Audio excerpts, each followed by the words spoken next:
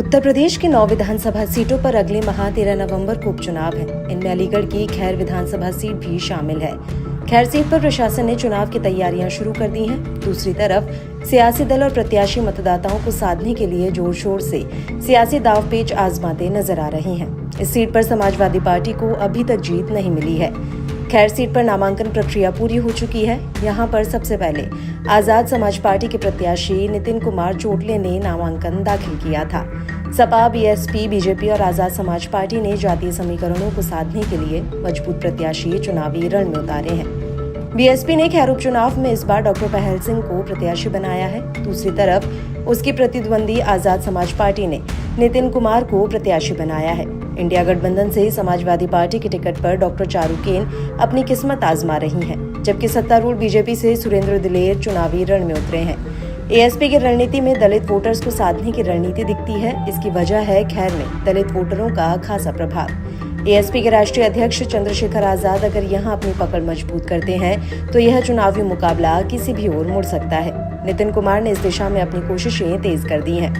वहीं बहुजन समाज पार्टी की ओर से डॉक्टर पहल ने 2022 विधानसभा चुनाव में मिली सफलता को दोहराने के लिए अपने चुनाव प्रचार को और भी मजबूती से साधना शुरू कर दिया है। बीएसपी पिछले विधानसभा चुनाव में खैर सीट पर दूसरे नंबर पर रही थी और यह उपचुनाव में उसे एक मजबूत आधार देता है। मायावती के समर्थन के साथ डॉक्टर पहल सर्वजन हिताय सर्वजन सुखाय के नारे पर जोर देते हुए वोटर्स को अपनी ओर आकर्षित करने की कोशिश कर रहे हैं। खैर सीट से समाजवादी पार्टी के उम्मीदवार चारुकेन कोई कोर कसर नहीं छोड़ रही हैं। चारू की फैमिली का लंबा सियासी इतिहास रहा है। वे यहाँ के जाट और दलित वोट बैंक को साधने में लगी हैं। चारुकेन एससी समाज से आती हैं, जबकि उनके पति जाट समाज से आते हैं। चारुकेन की एससी और जाट मतदाताओं की अच्छी पैठ है। इस बार भी दोनों समाज से उन्हें बड़ी उम्मीद है। समाजवादी पार्टी को बीते लोकसभा चुनाव में इस क्षेत्र से अच्छा खासा वोट मिला था, जो चारुकेन और उनके दल के लिए फायदेमंद साबित हो सकता है। वहीं खैर सीट पर बीजेपी के दबदबे को भी कम करके नहीं आंका जा सकता। इस सीट पर बीजेपी के अनूप वाल्मीकि साल 2012 से लगातार जीत रहे हैं।